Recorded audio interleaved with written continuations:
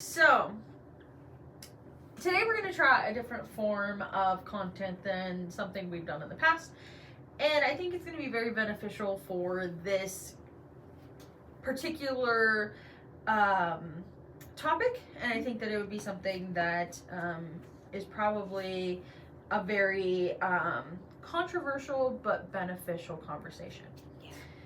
There was a recent study that highlighted that roughly 1/3 of parents with estranged adult children believe that a therapist influenced their child to cut off these family ties. And you and I have had conversations about this, and I've heard your thoughts, but I wanted to kind of dive deeper into them. With that being said, do you think that this is a myth or a fact that therapists are doing this? Well, I think because we are called therapists, counselors, right? People seem to think that we give counsel, that we tell people we have sage advice and lots of wisdom, and we impart it on our clients. However much I want to believe that I am very wise and I can share that with others, that's not my job. That's not our job as therapists. Our therapists, instead of being advice givers, we are more like reflectors, reflecting back what is already going on in the whole system, whether it be the family or the individual's lives. So to say that therapists automatically are telling people to go no contact or to break apart the family structure, that has not been my experience as far as any therapist that I know or have worked with. Additionally, that's not been my style either, because I think that oftentimes when we're working with someone who is having problems with their family, who is struggling with any kind of conflict within their family of origin, the conversation is always, where has this come from? How can you resolve it, whether it be internally or externally? So, the idea that therapists are somehow creating this culture of no contact, I think maybe there's some nuance and context that needs to be added to that. For example, if someone is coming from a family where there's incredible abuse, right?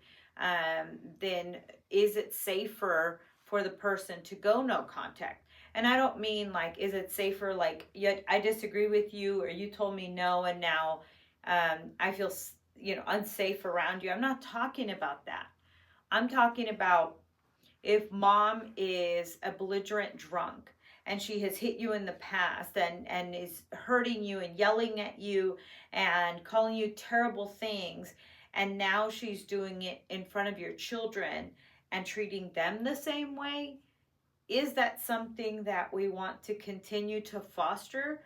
Or is that a conversation that needs to be had where we're setting some good, clear boundaries that are going to be healthy for you and your family?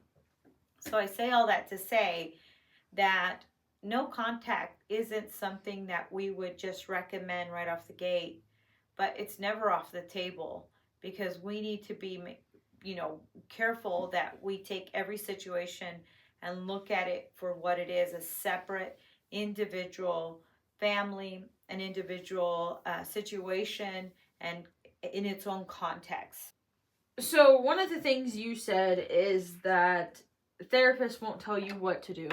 And a lot of people get this kind of mixed up. And maybe this is a broader topic, but something I want to kind of put out there with this conversation. Therapists don't give advice. Right. Right? A therapist won't tell you you have to do something. Right. What is usually the process when talking about no contact? So a therapist works with the material that is brought to them, right? So if you lie to your therapist, that's on you. You've wasted money and your time.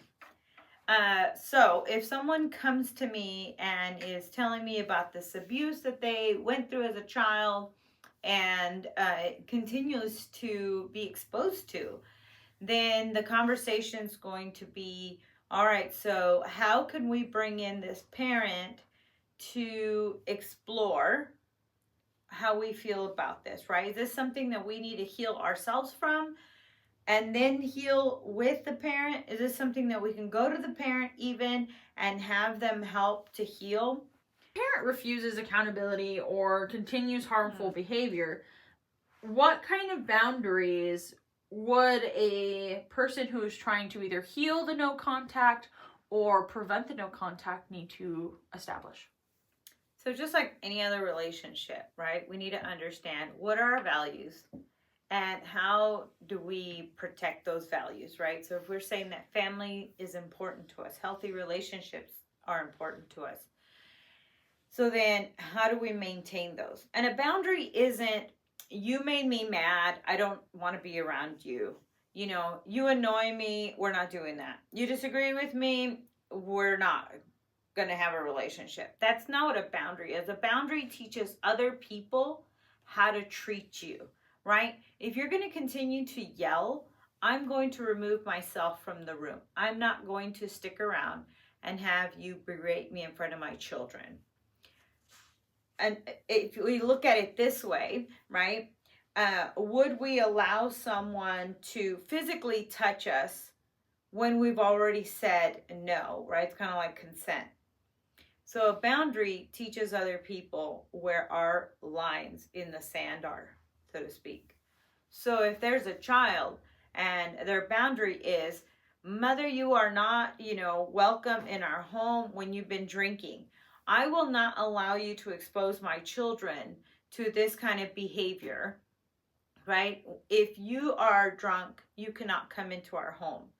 If when we go to your home, you have people we don't know and you're doing something that it feels unsafe to us, such as drugs, right? Wait, can I say drugs on this? But anyways, substances, then I'm not going to stay. We are not going to stay, right? This is the boundary that I am setting. It's not an ultimatum.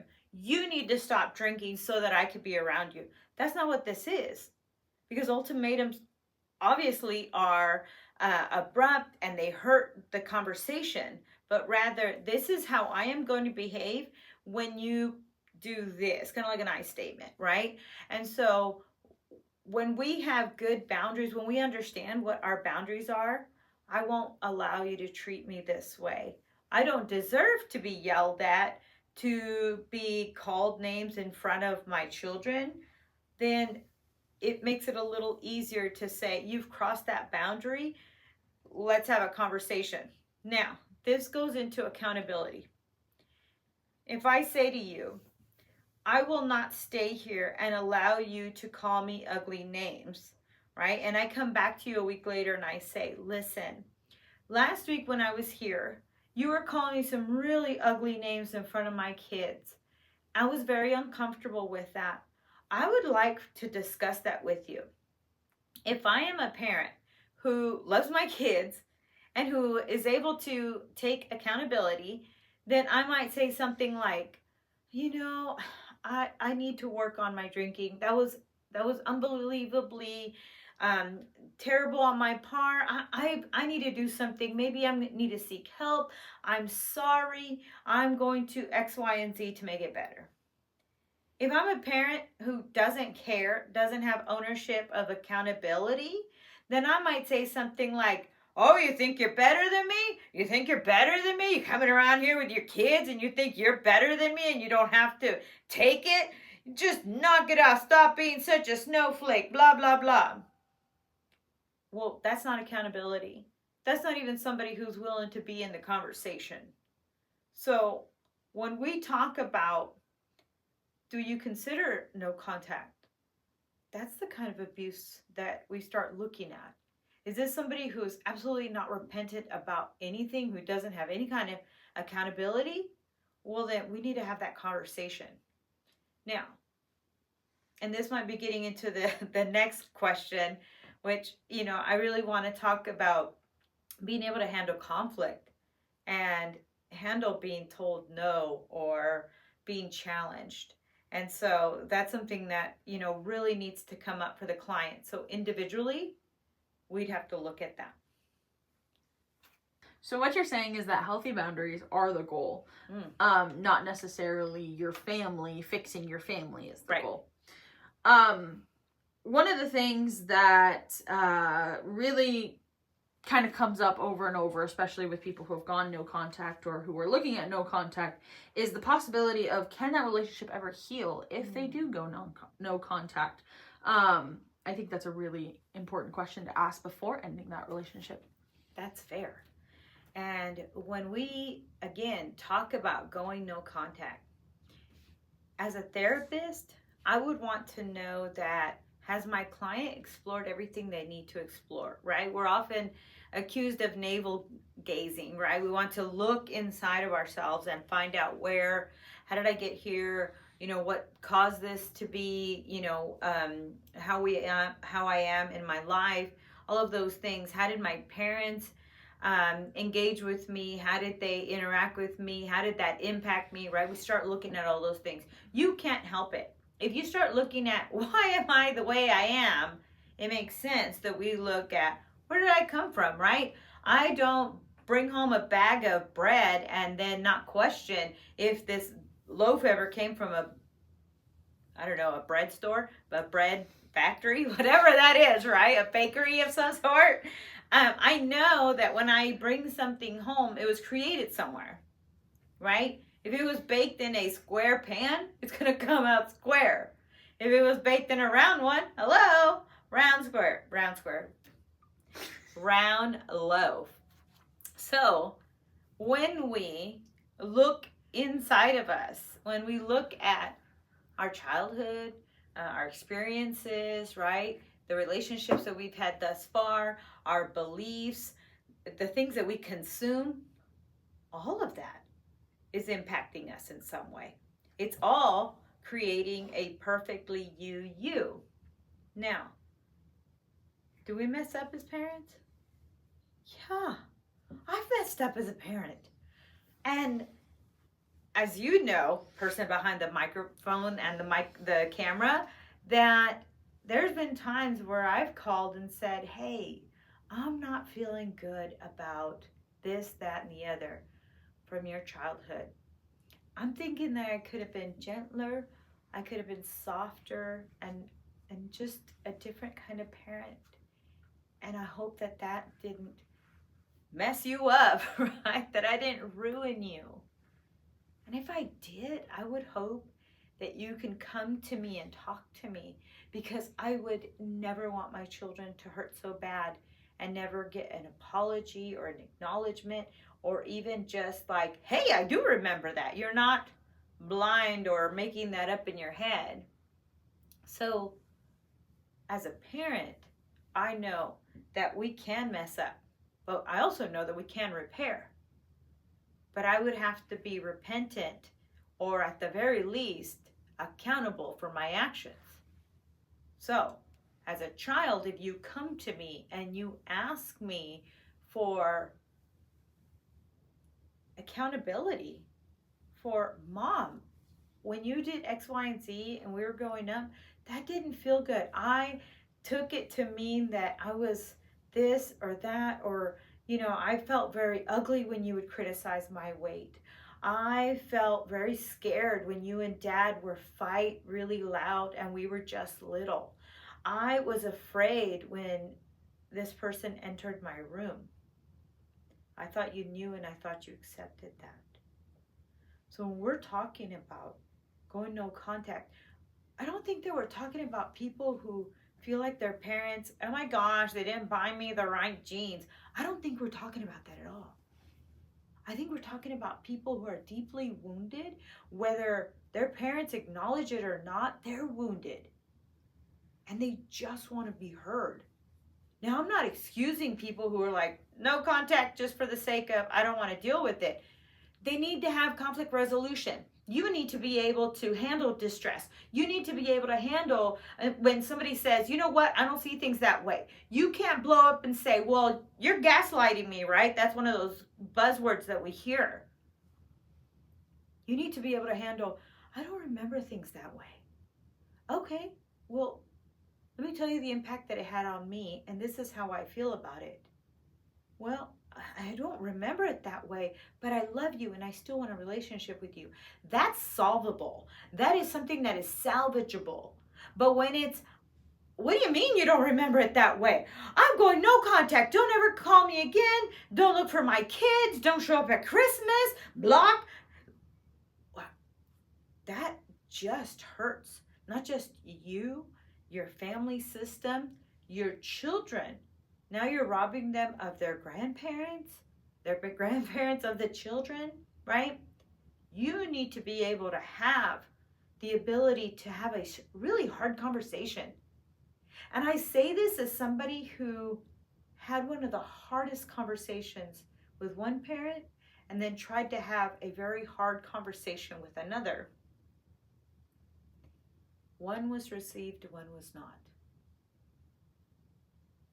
When I say that some people do have to go into contact for their own safety, I'm not speaking from behind the therapy chair, on the other side of the couch where I don't feel this and this isn't my problem, that I'm just playing with people's lives. I want people to be lifetime clients. I'm not saying it from that perspective. I'm saying it from the perspective of somebody who has lived it, who really would love to hear an honest apology and accountability of, you know what, I made some really bad choices and I wish I could come back from that.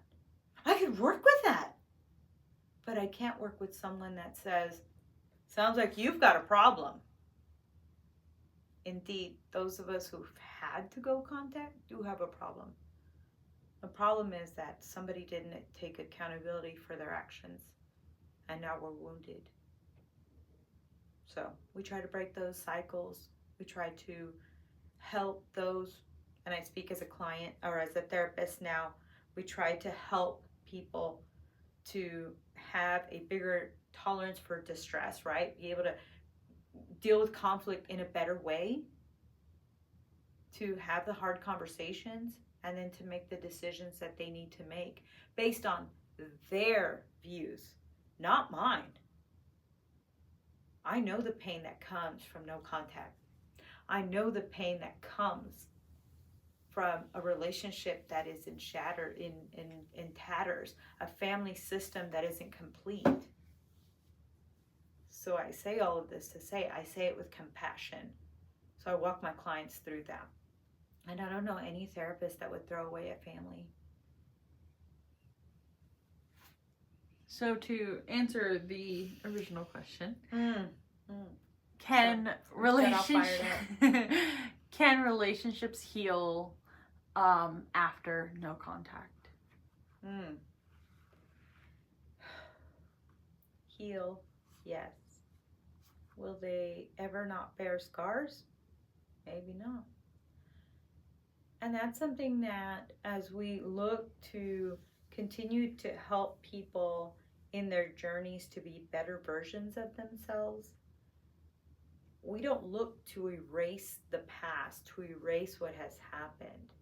Sometimes the strongest part of a bone is the part that has broken and healed over.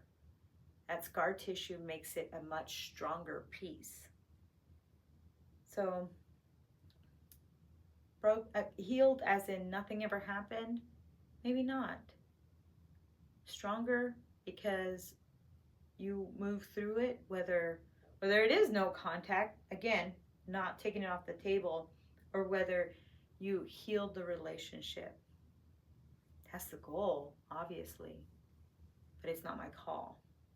It's always the client's call. After hearing all of your thoughts and all of the amazing snippets that you have shared with us so far, one of the things that I'm curious about is you are a Christian perspective counselor. You are someone who looks at it from a Christian perspective and a scriptural perspective as well. With that being said, with the no contact, do you believe that the Bible says anything about these difficult situations? And if so, what do they say?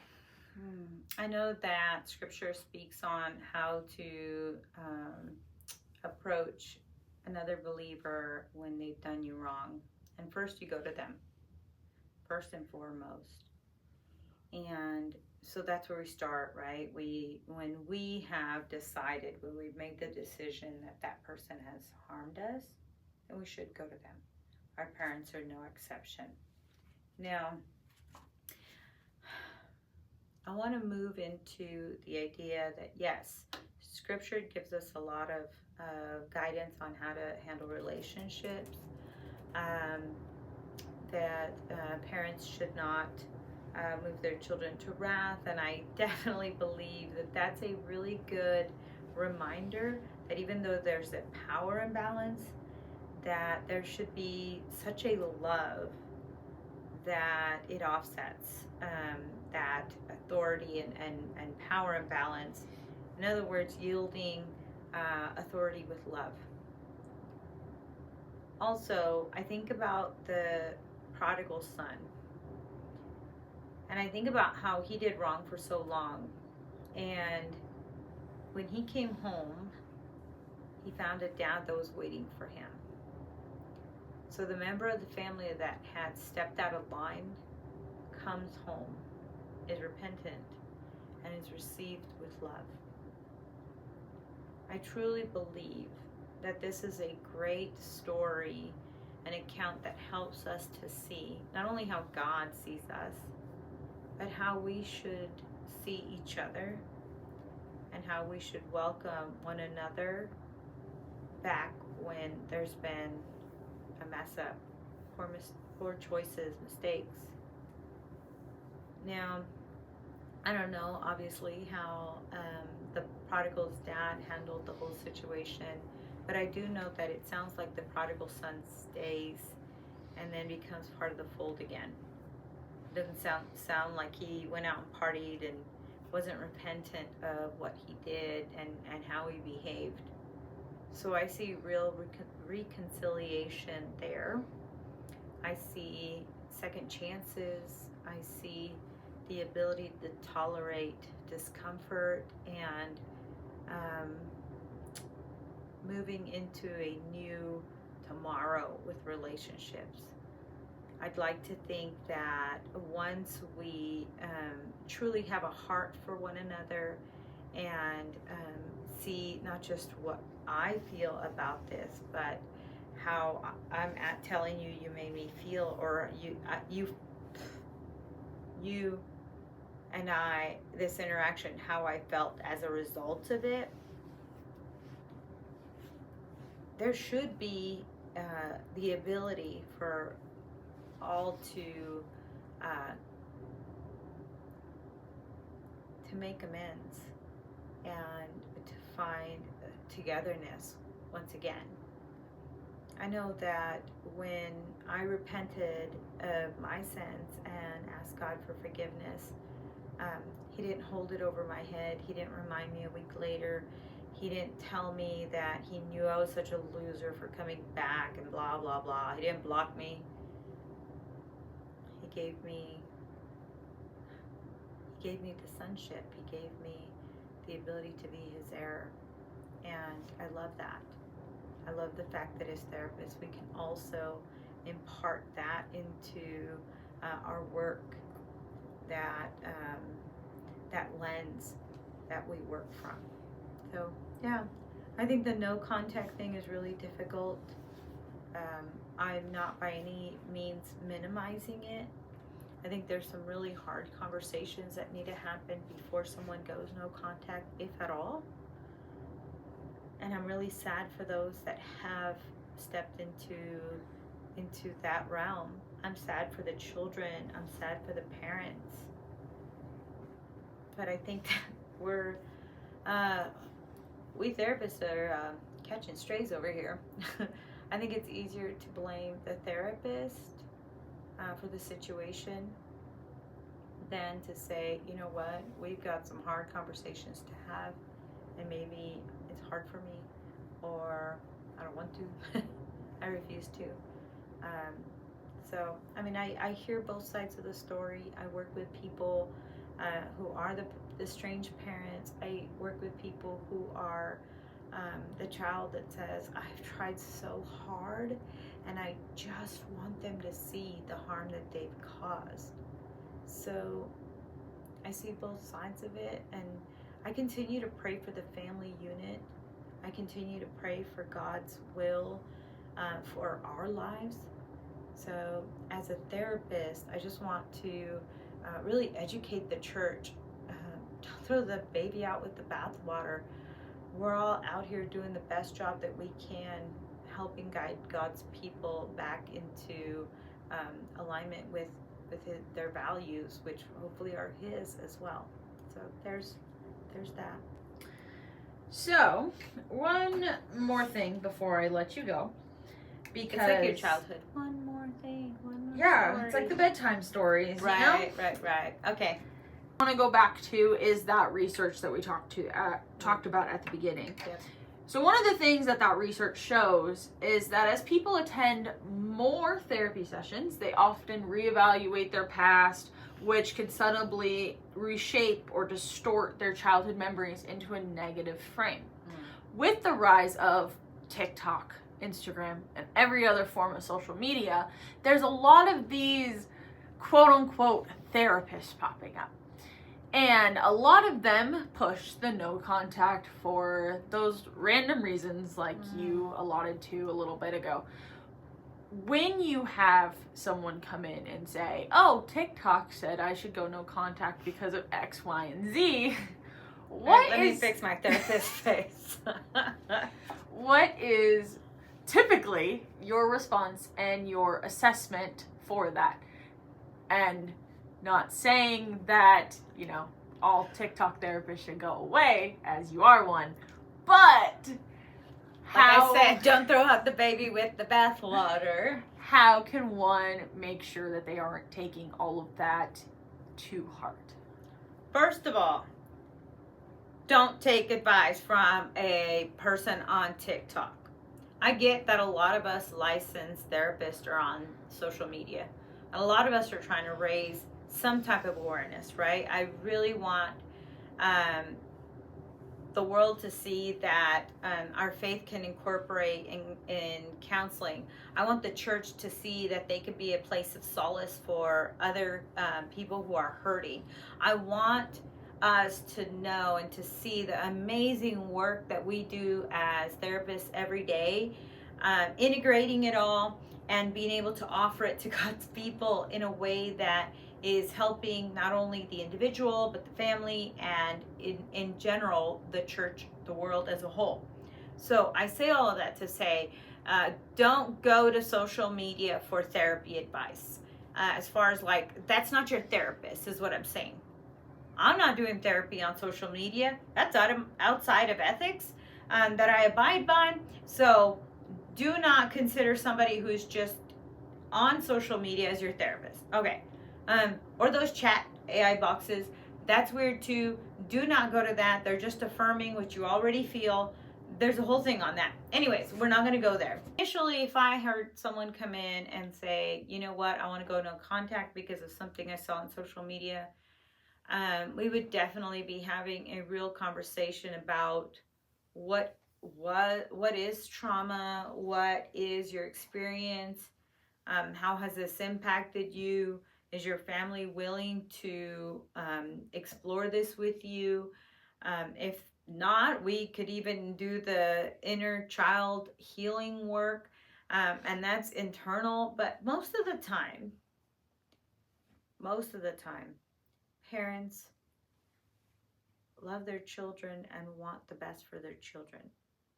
So of the parents that I have spoken to that have gone no contact, I would say probably a couple have been like, well, I raised them, they should know better, and lacked accountability. But everybody else that I have spoken to is hurting. And so I would never let a client come in with the expectation that I'm just going to affirm something that's going to harm them and their family. But I'm not telling them what to do. I'm going to, again, I talked about being accused of navel grazing. And yes, and to be fair, that's part of it. I look internally to see where I'm at, how I feel, but we don't stay there because we don't live in the internal world. You know, we can't just walk around saying, well, I'm hurt. Boy, that gosh, everything is, you know, just about me, me, me. We're not here to raise a society of narcissists. We're helping people to be more healed versions of themselves. And that doesn't mean somebody that just runs around blocking everybody nilly-willy without having some form of attempt at reconciliation, at conversations, setting their good, hard-won boundaries that align with their values and hopefully with their faith. So I say all of this to say that I hope that this is something that is helpful to start the conversation. I'm probably going to get a lot of pushback, and I welcome it. Hey, listen, you have some kind of comment, that's fine. Let's have a respectful conversation where we talk about. So I've kept you long enough, so we're going to wrap this up here. One of the things that I've noticed is that the internet loves simple answers, but I feel like with this topic, there is no simple answer, Right. and there's no one thing. Going back to that survey that we started with that said that roughly 1/3 of parents with estranged adult children believe a therapist influenced their child to cut off family ties. To kind of wrap it all up, can you give me a sentence to kind of tie everything together? No. I'm just kidding. I would like to, but again, there is no simple answers. It's a case by case. Every situation is going to be different. I can't give you advice. I could only walk with you through it.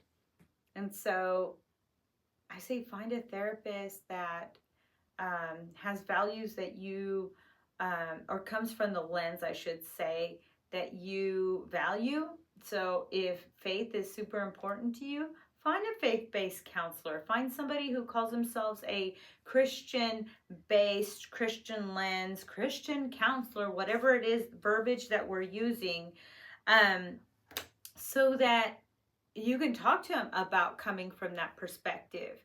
If you come from a secular perspective and you're comfortable with that, find somebody from that lens, right? But have the conversation, and don't be afraid to have a conversation, a really difficult conversation with your parents, or at least open the door to that conversation. Because if you sever those ties, sometimes it's really difficult to repair those, and sometimes you run out of time. So that's my short version. Well, thank you so much for sitting and talking about this topic and kind of addressing this elephant in the room per se. And I hope we can do more of these in the future. 100%.